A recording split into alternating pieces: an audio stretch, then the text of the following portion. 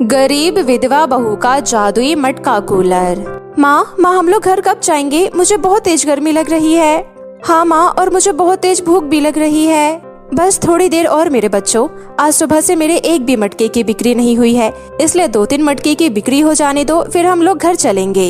इतना कहकर सुशीला गर्मी के कड़कती धूप में अपनी दोनों बेटियों अंजलि और पूनम के साथ बाजार में मटके बेच रही होती है। आइए आइए बहन जी, मिट्टी के सुंदर खूबसूरत मटके ले जाइए, ठंडे ठंडे पानी का मजा लीजिए। अरे आजकल के जमाने में ये मटके का पानी कौन पी रहा है? आजकल तो हर किसी के घर में फ्रिज होता है और लोगों को फ्रिज का पानी पीना ही अच्छा लगता है, तो फिर हम लोग ये मटका खरीद कर क्या करेंगे? इतना कहकर वो औरत वहाँ से चली जाती है और पूरे दिन सुशीला से कोई भी मटके नहीं खरीदता है सिवाय 1-2 आदमी के। और इसी वजह से सुशीला बहुत ज्यादा परेशान हो जाती है, क्योंकि उसके पति के जाने के बाद घर की सारी जिम्मेदारी सुशीला के कंधों पर आ जाती है और अपने बीमार सास ससुर की सारी दवाइयों का खर्चा भी सुशीला को अकेले ही उठाना पड़ता है। उसी दिन जब शाम को सुशीला अपनी दोनों बेटियों के साथ घर वापस जाती है तो उसकी सास कौशल्या उससे कहती है, अरे बहू तू आ गई, मैं कब से तेरा ही इंतजार कर रही थी। तेरे ससुर जी की दवाइयाँ खत्म हो गई है और अगर उन्हें टाइम पर दवाइयाँ नहीं मिलेगी तो उनकी तबीयत और भी ज्यादा खराब हो जाएगी। माँ जी आप चिंता मत कीजिए, मटके बेचकर जो मुझे थोड़े बहुत पैसे मिले हैं मैं उनसे अभी जाकर पिताजी की दवाइयाँ खरीद कर लाती हूँ। बहू हमें माफ कर दे, सुरेश के जाने के बाद हम लोग भी तेरे ऊपर बोझ बन गए हैं। ना तो तेरा काम में हाथ बटा सकते हैं और ना ही तेरी कोई मदद कर सकते हैं। माँ जी आप ये कैसी बातें कर रही हैं? आप लोगों का ख्याल रखना तो मेरा फर्ज है, और खबरदार जो आज के बाद अपने आप को बोझ कहा तो ये तो बस किस्मत का खेल है जिसमें हम लोग कुछ नहीं कर सकते। इसलिए अब आप आराम कीजिए, मैं पिताजी की दवाइयाँ लेकर आती हूँ। इतना कहकर सुशीला उन पैसों से अपने ससुर की सारी दवाइयाँ खरीद कर लाती है और फिर चूल्हे की आग के सामने बैठकर सबके लिए खाना बनाती है। और खाना खाने के बाद जब वो लोग सोने जाते हैं तो उसी समय सुशीला की बेटी पूनम कहती है, माँ देखो ना मेरे पेट पर कितनी खुजली हो रही है और खुजली की वजह से मुझे नींद भी नहीं आ रही है। हाँ माँ, मेरी गर्दन पर भी बहुत खुजली हो रही है और जलन भी मच रही है। इतना सुनकर सुशीला जैसे ही अपनी दोनों बेटियों की गर्दन और पीठ देखती है तो वो कहती है, अरे ये क्या, तुम लोगों के पेट और गर्दन पर तो गर्मी की वजह से घमौरियाँ हो गई है और ज्यादा खुजली करने की वजह से तुम लोगों को जलन भी हो रही है। अब मैं क्या करूं? मेरे पास तो इतने पैसे भी नहीं कि मैं एक पंखा लगवा सकूं। अगर तुम लोग ऐसी ही खुजली करती रही तो कहीं ये घाव ना बन जाए। इतना कहकर सुशीला फटाफट से नीम के पत्ते तोड़कर लाती है और उसका लेप बनाकर अपनी बेटियों के गर्दन और पीठ पर लगा देती है, जिसकी वजह से उसकी बेटियों को काफी राहत मिलती है। और ऐसे ही कुछ दिन और बीत जाते हैं। तभी एक दिन जब रोज की तरह सुशीला नदी के पास मिट्टी लेने जाती है तो वो देखती है कि नदी के किनारे एक सुनहरे रंग की मछली पानी के बाहर तड़प रही होती है और उसकी पूंछ में से खून भी निकल रहा होता है। और ये देखकर सुशीला फटाफट से उस मछली के पास जाती है और कहती है, अरे इस मछली की पूंछ में से तो बहुत खून निकल रहा है, मुझे इसकी मदद करनी चाहिए। इतना कहकर सुशीला अपनी साड़ी के पल्लू में से कपड़ा फाड़कर उस मछली की पूंछ में बांध देती है और फिर उस मछली को हाथ में उठाकर नदी के अंदर वापस डाल देती है, जिसके बाद वो मछली वापस से पानी में तैरने लगती है। और ये देखकर सुशीला को बहुत खुशी होती है। और ऐसे ही जब हर रोज सुशीला नदी के पास मिट्टी लेने जाती है तो वो घंटों उस मछली से बैठकर बातें किया करती थी और उसे ऐसा करने में बहुत अच्छा लगता था। लेकिन वहीं गर्मी की वजह से उसके परिवार की तकलीफें भी बढ़ती जा रही थी और अब उनके घर में खाने तक के लाले पड़ गए थे और गर्मी की वजह से उसके परिवार के हालात भी बहुत ज्यादा खराब होती जा रही थी। माँ ये गर्मी का मौसम कब खत्म होगा? मुझे तो अब ये गर्मी और बर्दाश्त नहीं हो रही है। हाँ माँ, और गर्मी के साथ साथ मुझे बहुत तेज भूख भी लग रही है, कुछ खाने के लिए दे दो ना। हाँ बहू, भूख की वजह से तो तेरे ससुर जी की हालत दिन पर दिन और भी बिगड़ती जा रही है। अपने परिवार की ऐसी हालत देखकर सुशीला को बहुत बुरा लगता है और वो रोते हुए उसी नदी के पास आकर बैठ जाती है और कहती है, हे भगवान, अब मैं क्या करूं? मुझसे अपने परिवार की ऐसी हालत और नहीं देखी जाती। दिन रात धूप में कड़ी मेहनत करने के बाद भी मैं अपने परिवार को 2 वक्त की रोटी तक नहीं खिला पा रही हूं और न ही उन्हें गर्मी से बचा पा रही हूं।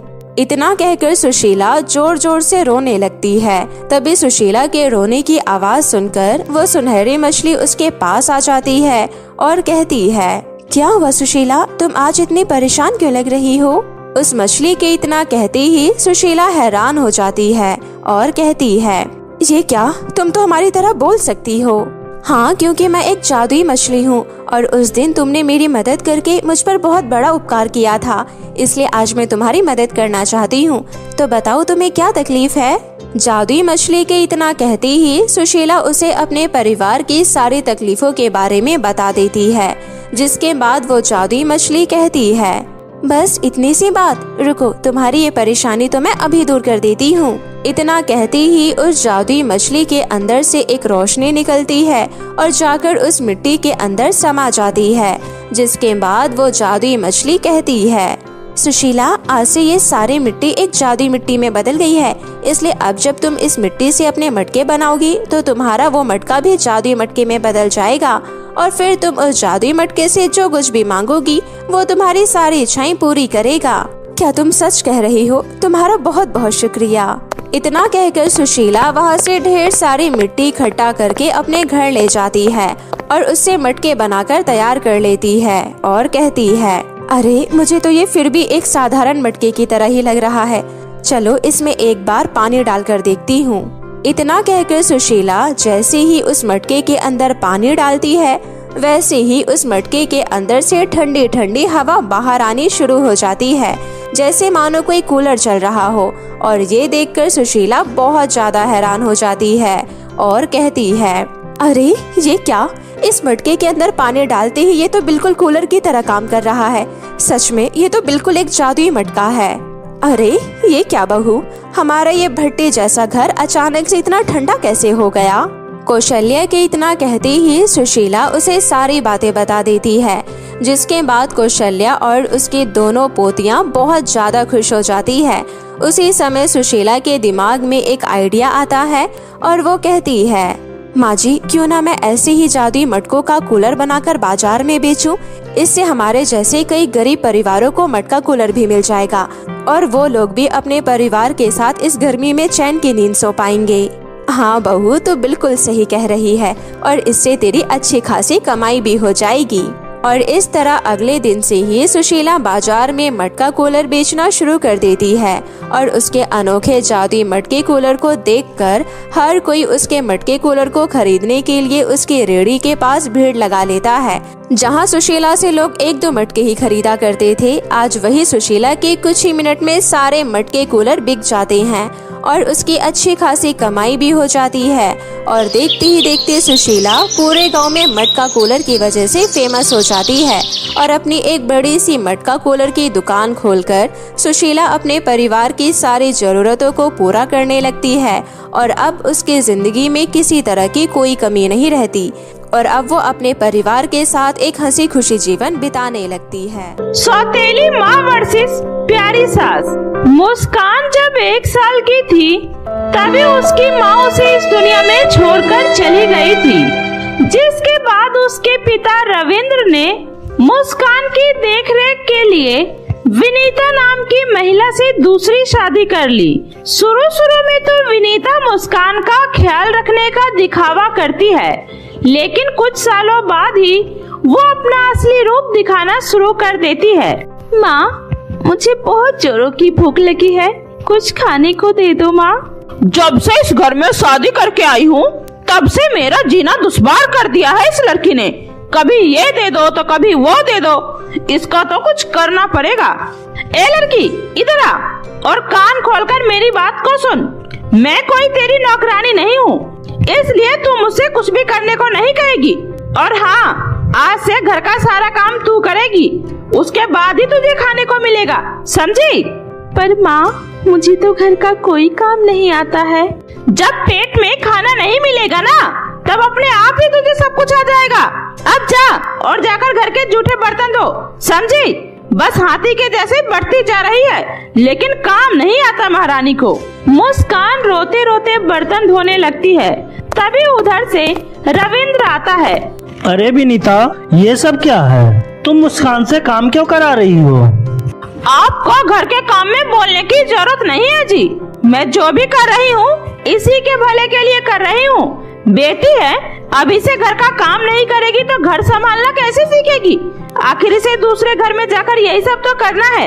यहाँ आप तो बैठा कर रख लोगे इसे घर में, लेकिन वहाँ पराए घर में जाएगी तब ताने तो मुझे ही सुनने को मिलेंगे ना। सौतेली ही सही, लेकिन मैं भी माँ ही हूँ इसकी। वो सब तो ठीक है, लेकिन अभी वो बच्ची है, उससे ज्यादा काम मत करवाओ। अच्छा सुनो, मैं काम से बाहर जा रहा हूँ, कुछ महीने बाद आऊँगा, तब तक मुस्कान का ख्याल रखना। इतना बोलकर रविंद्र चला जाता है और रविंद्र के जाते ही विनीता का व्यवहार मुस्कान के प्रति और भी क्रूर हो जाता है। वह मुस्कान को पूरे दिन में एक पल भी उसे चैन से नहीं बैठने देती और अगर उससे गलती से भी किसी काम में कोई कमी हो जाती तो उसे बहुत मारती। एक दिन गलती से मुस्कान से विनीता की साड़ी जल जाती है।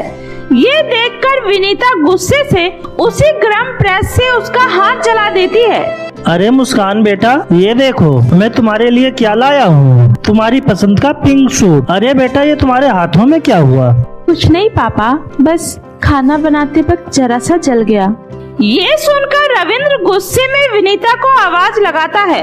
विनीता, विनीता, ये सब क्या है? तुम मेरी फूल सी बच्ची से सारा घर का काम करवाती हो। अच्छा, तो अब ये मनहूस आपके आते ही मेरे खिलाफ आपको भड़काने लगी। अरे करम जली, सच सच बता, मैंने तेरा हाथ जलाया है?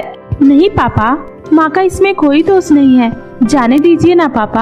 हाँ हाँ, बाप के सामने कैसे सती सावित्री बनने की कोशिश कर रही है?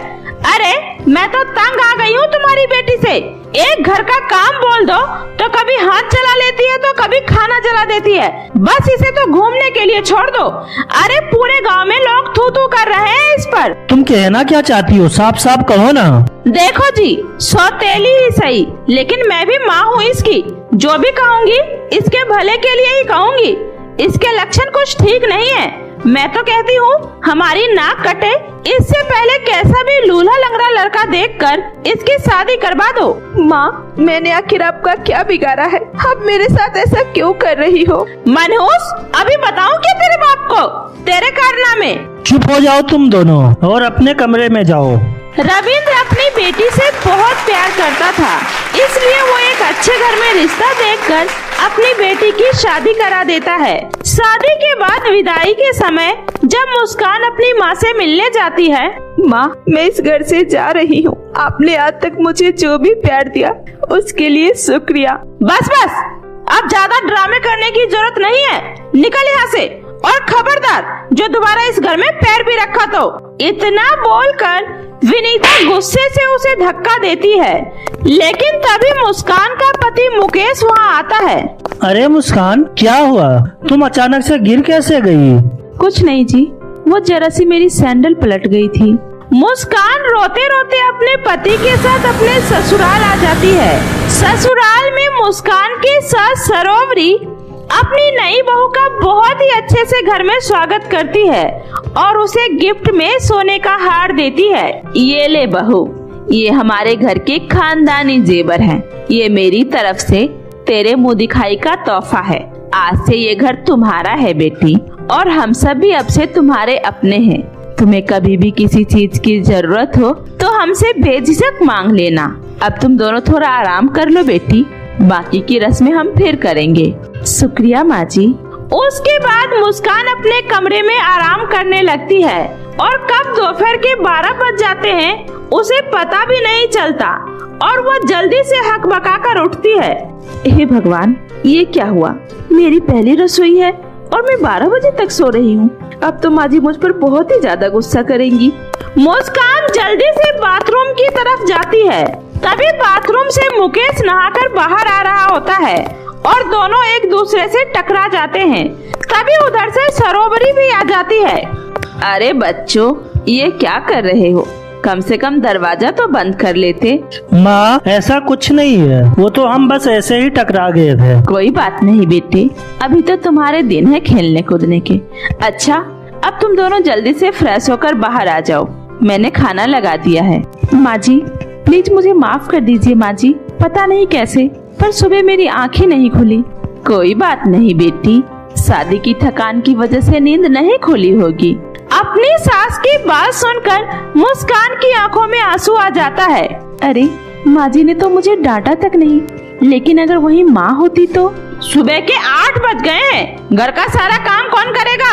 तेरी मरी हुई माँ। माँ आज मेरी तबीयत ठीक नहीं है, बुखार सा लग रहा है। तू ऐसे नहीं मानेगी, सब अच्छे से जानती हूँ तेरे ड्रामे को। अरे विनीता बस भी करो, आखिर तुम मेरी बेटी पर कितना जुल्म उठाओगी? अरे मैं जो भी कर रही हूँ इसके भले के लिए ही कर रही हूँ। कल को ये ससुराल जाएगी और वहाँ ऐसे ही 9 बजे तक सोती रहेगी, तो क्या वे लोग इसे ऐसे सोने देंगे? देखना कुछ ही दिनों में हमारे घर आकर हमारे ही गले पड़ेगी, फिर बैठा कर रखना इसे जिंदगी भर अपने घर में। ये सोचकर मुस्कान की आंखों से आंसू बहने लगता है। तभी मुकेश उससे कहता है, अरे मुस्कान कहाँ खो गई? अब जल्दी से तैयार हो जाओ। उसके बाद मुस्कान तैयार होकर नीचे आती है, जहाँ उसकी सास उसकी नजर उतारती है। थू थू थू थू, मेरी बहू को किसी की नजर ना लगे। आ मेरी प्यारी बहू, आ खाना खा ले। वो सब मिलकर खाना खाते हैं। उसके बाद मुस्कान सबका प्लेट उठाने लगती है। तभी गलती से मुस्कान से एक प्लेट छूटकर टूट जाता है। माँ जी मुझे माफ कर दीजिए माँ जी, मुझसे गलती से हो गया, प्लीज माँ जी। अरे बहू शांत हो जाओ बहू, क्या हो गया? एक बर्तन ही तो है, टूट गया तो टूट गया, इसमें इतना घबराने वाली क्या बात है? माँ जी सच में मैंने जानबूझकर नहीं गिराया माँ जी, मुझे मत मारिए माँ जी, मुझे माफ कर दीजिए। अरे ओ करमजली, तूने मेरा नया कप तोड़ दिया, कहाँ ध्यान रहता है तेरा? लगता है तू ऐसे नहीं सुधरेगी। विनीता आग से जलती हुई लकड़ी लेकर मुस्कान के हाथ पर लगा देती है और मुस्कान जोर जोर से चिल्लाने लगती है, मत जलाइए मुझे, मत जलाइए। मुकेश मुस्कान को गले से लगा लेता है। क्या हुआ मुस्कान, तुम्हें कौन जला रहा है?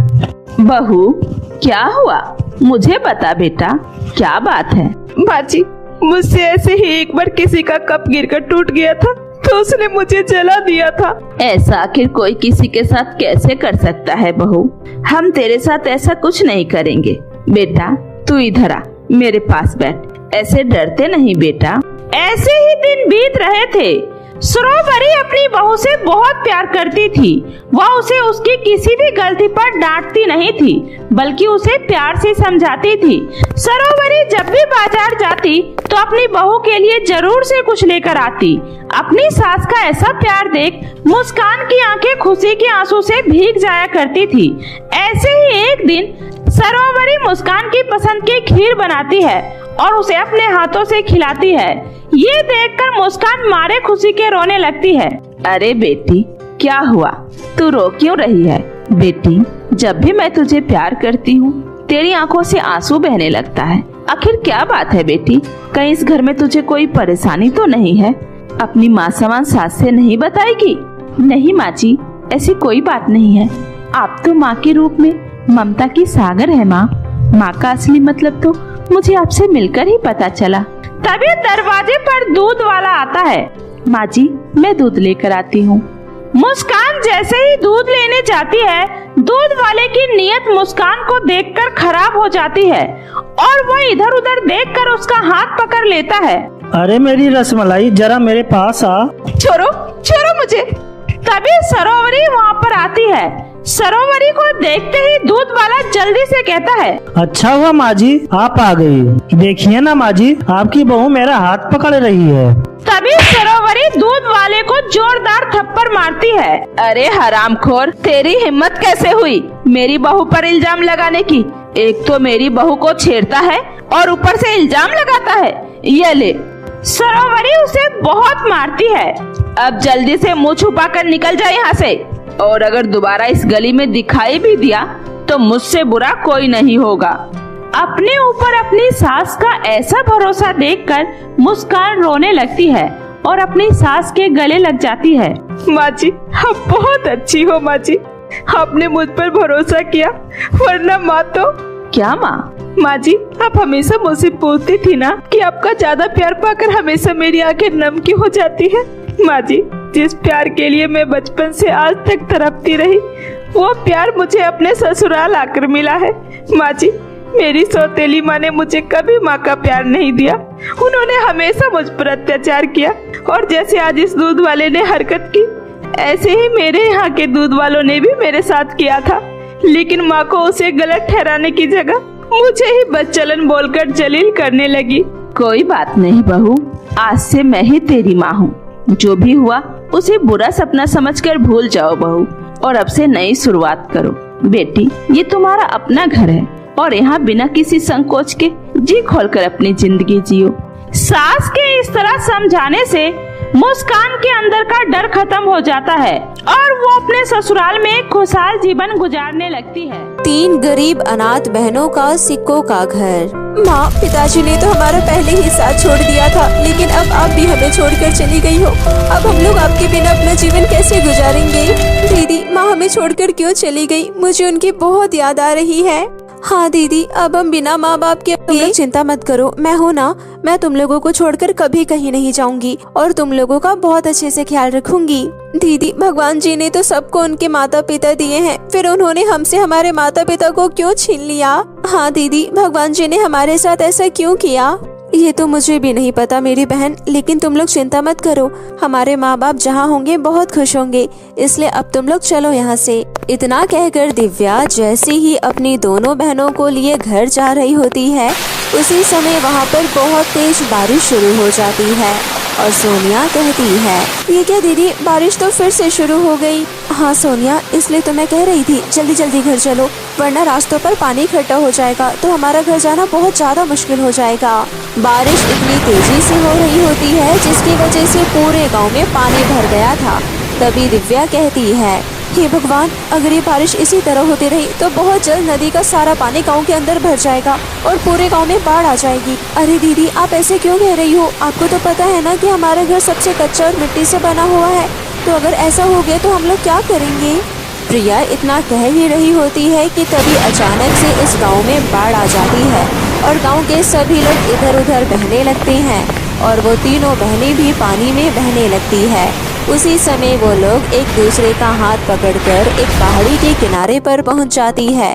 उसी समय दिव्या कहती है, इस बाढ़ की वजह से तो हमारा घर भी बह गया होगा, अब हम लोग कहाँ जाएंगे? दीदी, वो घर तो हमारे माता पिता की एक आखिरी निशानी थी, अब तो वो भी नहीं है। इतना सुनकर वो तीनों बहनें फूट फूट कर रोने लगती है।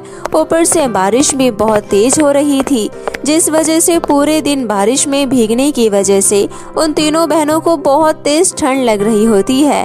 और अगले दिन जब बाढ़ का पानी थम जाता है और बारिश भी शांत हो जाती है, उसी समय दिव्या कहती है, देखो बाढ़ का पानी भी थम चुका है और बारिश भी बंद हो चुकी है, तो चलो गांव में चलकर अपने घर की हालत देखते हैं। इतना कहकर दिव्या अपनी दोनों बहनों के साथ अपने घर की ओर जाती है, लेकिन अपने घर की टूटी फूटी हालत देखकर उन तीनों बहनों की आंखों में आंसू आ जाते हैं। तभी सोनिया कहती है, दीदी, बाढ़ की वजह से तो हमारा घर पूरी तरह से तहस नहस हो गया है, अब हम लोग कहाँ रहेंगे? और इस तरह वो तीनों अनाथ बहनें अनाथ होने के साथ साथ अब बेघर भी हो गई थी और उनके पास अब खोने के लिए कुछ नहीं बचा था, क्योंकि माता पिता के जाने के बाद तो बस एक घर ही था जो उनका सहारा था, लेकिन अब उन तीनों से वो भी छिन चुका था। और ऐसे ही कुछ ही देर बाद रात हो जाती है और 2 दिनों से भूखा रहने की वजह से उन तीनों बहनों को बहुत तेज भूख लगती है। मुझे बहुत तेज भूख लग रही है दीदी, भूख की वजह से पेट में भी दर्द हो रहा है। हाँ दीदी, मुझे भी बहुत जोरों से भूख लग रही है, क्योंकि हमने 2 दिनों से कुछ नहीं खाया है। क्या करूँ मेरी बहन, हमारे पास तो ना रहने की जगह है और ना ही खाने के लिए खाना। उसी समय प्रिया को एक आदमी चौराहे पर बैठे भीख मांगते हुए दिखाई देता है, जिसे देखकर दिव्या भी लोगों से भीख मांगने लगती है। भगवान के नाम पर कुछ पैसे दे दीजिए, मेरी बहनों ने 2 दिनों से कुछ नहीं खाया है। दिव्या लोगों के सामने हाथ पसार कर भीख मांग रही होती है, लेकिन कोई भी उसकी मदद नहीं करता और अपनी बड़ी बहन को इस तरह भीख मांगता देखकर उन दोनों बहनों की आंखों में आंसू आ जाते हैं। दीदी हम अपने लिए इस तरह अपनी बड़ी बहन को भीख नहीं मांगने देंगे। इतना कहकर वो दोनों बहनें भी अपनी बड़ी बहन के साथ मिलकर भीख मांगने लगती है, जिसके बाद बड़ी मुश्किल से उन तीनों को कुछ पैसे मिलते हैं और पैसों से वो तीनों बहनें अपने लिए थोड़ा बहुत खाना खरीदकर अपना पेट भरती है, जिससे उनकी भूख तो मिट जाती है, लेकिन उनके पास अभी भी रात गुजारने के लिए कोई ठिकाना नहीं होता है, जिसकी वजह से वो लोग चलते चलते जंगल के अंदर पहुंच जाते हैं। प्रिया, सोनिया, रात काफी हो चुकी है, हम लोग ऐसा करते हैं, हम लोग इसी जगह पर अपना छोटा सा तंबू लगा लेते हैं, तुम लोग इस काम में मेरी मदद करना, ठीक है? इतना कहकर वो तीनों बहनें मिलकर उसी जंगल में एक छोटा सा तंबू बना लेती हैं, जिसके बाद वो लोग जैसे ही उस तंबू के अंदर सोने जाती है, उसी समय जंगल में कुछ जंगली जानवरों की आवाज सुनकर दिव्या की दोनों बहनें बहुत ज्यादा डर जाती है। दीदी अगर यहाँ कोई जंगली शेर या जंगली जानवर आ गए तो हम लोग क्या करेंगे? सोनिया, प्रिया, तुम लोग डरो मत, मैं हूँ ना, मैं तुम लोगों को कुछ नहीं होने दूंगी। इतना कहकर दिव्या अपनी दोनों बहनों के साथ सो जाती है और अगले दिन सुबह होते ही दिव्या सोनिया से कहती है, सोनिया, प्रिया, इस तरह बैठे रहने से काम नहीं चलेगा, इसलिए मैं सोच रही थी क्यों ना मैं कोई काम ढूंढ लूं जिससे थोड़े बहुत पैसे आ जाएंगे, फिर हमें इस तरह भीख मांगने की जरूरत नहीं पड़ेगी। इतना कहकर दिव्या अपनी दोनों बहनों को तंबू में छोड़कर काम ढूंढने की तलाश में निकल पड़ती है, लेकिन उसे कोई भी काम नहीं मिलता, जिसके बाद दिव्या बहुत ज्यादा उदास हो जाती है। वहीं उसकी दोनों बहनें तंबू में बैठे उसका इंतजार कर रही होती है। उसी समय प्रिया कहती है, देखो सोनिया, हमारी बड़ी बहन हमें कभी भी काम नहीं करने देगी, लेकिन हम लोग उनके पीछे से तो कोई काम कर सकते हैं ना? हाँ दीदी, तुम सही कह रही हो, हमें भी अपनी बड़ी बहन की मदद करनी चाहिए। इतना कहकर वो दोनों बहनें भी तंबू से निकलकर गांव के मंदिर के पास आ जाती है, जहां मंदिर के पीछे ही एक बहुत बड़ी नदी होती है, जिसमें हर कोई सिक्के डाल रहा होता है और भगवान से प्रार्थना कर रहा होता है। वहीं कुछ आदमी चुंबक की मदद से उन सिक्कों को नदी से बाहर निकाल रहे होते हैं और ये देखकर सोनिया कहती है, देखो दीदी, ये लोग कैसे चुंबक की मदद से नदी से सिक्के बाहर निकाल रहे हैं। हाँ सोनिया, अगर हमारे पास भी चुंबक होगा तो हम भी नदी में से सिक्के बाहर निकाल सकती हैं। इसके बाद सोनिया और प्रिया गांव के कुछ बच्चों से चुंबक लेकर नदी में से सिक्के बाहर निकालने लगती है।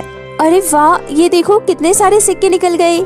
हाँ दीदी, अभी तो हम बहुत सारे सिक्के बाहर निकालेंगे। इतना कहकर सोनिया और प्रिया नदी में से ढेर सारे सिक्के इकट्ठा कर लेती हैं, जिसके बाद वो उन सिक्कों को एक कपड़े में बांधकर अपने तंबू वाले घर में आ जाती है और उसी के कुछ देर बाद उनकी बड़ी बहन भी घर वापस आ जाती है। और उसके वापस आते ही सोनिया कहती है, दीदी दीदी, ये देखो कितने सारे सिक्के। उसी समय पोटली में भरे हुए सिक्कों को देखकर दिव्या हैरान हो जाती है और फिर वो अपनी बहनों से उन सिक्कों के बारे में पूछती है, जिसके बाद वो दोनों बहनें अपनी बहन को नदी के सिक्कों के बारे में बता देती है, जिसे सुनकर दिव्या को बहुत खुशी होती है और फिर वो उन पैसों से पेट भरकर खाना खाती है। और उस दिन के बाद से वो तीनों बहनें हर रोज उस नदी के पास जाती है और नदी के अंदर चुंबक डालकर ढेर सारे सिक्के इकट्ठा करती है और फिर वो उन सिक्कों से 2 वक्त की रोटी पेट भर खाती है। तभी एक दिन दिव्या कहती है, जब इन सिक्कों से हमारा पेट भर सकता है तो फिर हम इन सिक्कों से अपना घर भी तो बना सकते हैं और सिक्कों से बना घर तो बहुत ज्यादा मजबूत भी होगा और वो बारिश के पानी से खराब भी नहीं होगा। हाँ दीदी, ये तो बहुत अच्छा आइडिया है। और इस तरह वो तीनों बहनें सुबह से शाम तक उस नदी में से ढेर सारे सिक्के इकट्ठा करती हैं और फिर मिट्टी के लेप और सिक्कों की मदद से वो लोग अपना एक बहुत ही सुंदर घर बनाती है। इसे बनाते हुए उन्हें काफी समय तो लग जाता है, लेकिन अपनी कड़ी मेहनत के बाद वो लोग अपना सिक्कों से बना हुआ घर तैयार कर लेते हैं, जो बिल्कुल चांदी के समान चमक रहा होता है। देखो मेरी प्यारी बहनों, आखिरकार हमने सिक्कों की मदद से अपना ये घर बनाकर तैयार ही कर लिया। हाँ दीदी, आपने बिल्कुल सही कहा। और इस तरह वो तीनों बहनें उस सिक्कों के घर में रहने लगती हैं और इस तरह वो हर रोज नदी में से सिक्के निकालकर अपना गुजारा करने लगती है। और उसी की मदद से दिव्या अपनी दोनों बहनों को एक अच्छे से स्कूल में डाल देती है, जिसके बाद से वो तीनों अनाथ बहनें उस सिक्कों के घर में खुशी खुशी अपना जीवन बिताने लगती है।